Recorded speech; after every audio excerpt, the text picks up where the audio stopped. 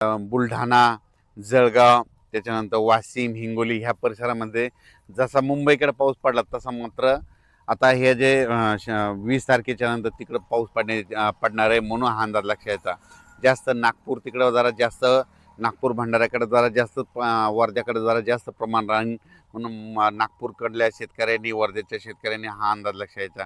म्हणजे सांगायचं झालं तर आता वरुण राजाची खरी बॅटिंग आता तिकडे म्हणजे विदर्भाकडे. म्हणजे आता हे टप्पा विदर्भात एक चक्रीवादळ, एक लो प्रेशर आहे, एका पाठोपाठ 2 लो प्रेशर आहेत, 2 प्रणाल्या आहेत. त्या जात असताना काय होणार, तिकडं पाऊस पडेल पण तिकडं ते चक्रीवादळ फिरत असल्यामुळे मराठवाड्यामध्ये काय होणार आहे, मराठवाड्यामध्ये इकडे रिमझिम पाऊस राहणार आहे म्हणून हा अंदाज लक्षात यायचा. म्हणजे सांगायचं झालं तर इतके दिवस जे बंद, 8 दिवस म्हणजे 9 जुलैपासून जे बंद पडलेला पाऊस आता 15 तारखेला परत सुरू होणार आहे. मग 15 पासून ते 5 ऑगस्टपर्यंत हे पाऊस राहील. पुन्हा काही बंद होणार नाही, 5 ऑगस्टपर्यंत चालूच राहणार आहे म्हणून हा अंदाज लक्षात यायचा. पण दररोज वेगवेगळा भाग कव्हर करीत राहणार आहे म्हणून हे लक्षात यायचा. सगळीकडे ते एका ठिकाणी येणार नाही म्हणून हे देखील सर्व शेतकऱ्यांनी लक्षात घ्यायचा. अद्यापही आता जे जिल्हे त्या जिल्ह्यामध्ये पाऊस पडलेला नाही, त्यांच्या पेरण्या राहिल्यात, त्या जिल्ह्यामध्ये मात्र ह्या पावसामध्ये त्यांना जीवदान भेटणार आहे.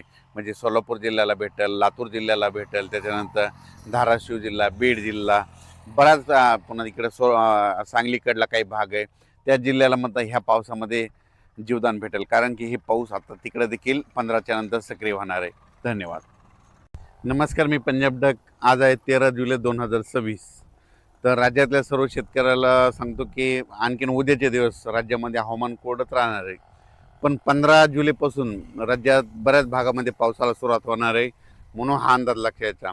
जे 8 दिवस पावसाने विश्रांती घेतलेली पाऊस ते मात्र उद्याच्याला 15 तारखेला मात्र परत सक्रिय होणार आहे म्हणून हा अंदाज लक्षात यायचा. खास करून हे अंदाज आता देण्याचं कारण सोलापूर जिल्हा, लातूर जिल्हा, धाराशिव जिल्हा, बीड जिल्ह्याचा काही भाग, सांगलीचा काही भाग, त्या शेतकऱ्यांचे फोन आले की आमच्या सोलापूर जिल्ह्याकडे पाऊस पडतो की नाही.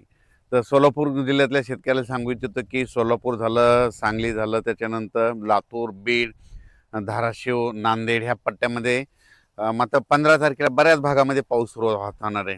15 तारखेपासून तो पाऊस असा वाढत जाईल.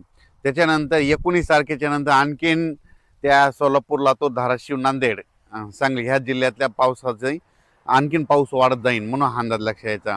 पण यात्रा परतल्याच्या नंतर म्हणजे पंढरपूरची यात्रा झाल्याच्या नंतर 27 जुलैपासून मात्र सोलापूर जिल्ह्याकडे तिकडे मात्र जोराचा पाऊस राहणार आहे म्हणून हा अंदाज त्यांनी लक्षात घ्यायचा. म्हणजे 27 ते 5 ऑगस्टच्या दरम्यान मग तिकडं चांगला पावसाचा जोर राहणार आहे म्हणून हे देखील सोलापूरकर, लातूरकर, बीड, नांदेड, धाराशिव या शेतकऱ्यांनी अंदाज लक्षात घ्यायचा.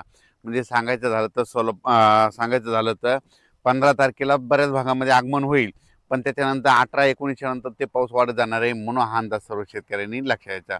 पण राज्यात मात्र आता 15 जुलैपासून राज्यात बऱ्याच भागामध्ये पावसाला सुरुवात होणार आहे. 16ला तो आणखीन पाऊस वाढत जाईल, 17ला पुन्हा आणखीन परत वाढणार आहे म्हणून हा अंदाज सर्व शेतकऱ्यांनी लक्षात घ्यायचा. त्याच्यानंतर विदर्भात मात्र पूर्व विदर्भ आणि पश्चिम विदर्भ म्हणजे 6-5-11 जिल्ह्यामध्ये मात्र म्हणजे 15ला पाऊस सुरुवात होणार आहे. पण त्याच्यानंतर 20 तारखेच्या नंतर विदर्भात मध्ये मात्र चांगला जोराचा पाऊस पडणार आहे म्हणून हा अंदाज लक्षात यायचा. त्याच्यानंतर मुंबई पुणे नाशिक, त्याच्यानंतर इकडं अहिल्यानगर आणि उत्तर महाराष्ट्रात तिकडं देखील काय होणार आहे, 15 तारखेला थोडी पावसाला सुरुवात होणार आहे म्हणून हा पुणेकरांनी, मुंबईकरांनी अंदाज लक्षात यायचा. त्याच्यानंतर ते पाऊस वाढत जाईल, नंतर हे देखील लक्षात घ्यायचं. त्याच्यानंतर नंदुरबार जिल्हा एक पावसामधून वंचित आहे. नंदुरबार जिल्ह्यातल्या शेतकऱ्याला सांगू इच्छितो की 15 तारखेला तुमच्या देखील पाऊस सुरू होणार आहे. पण शेवटच्या आठवड्यांमध्ये तुमच्याकडे देखील जोराचा पाऊस पडणार आहे म्हणून हा अंदाज सर्व शेतकऱ्यांनी लक्षात घ्यायचा.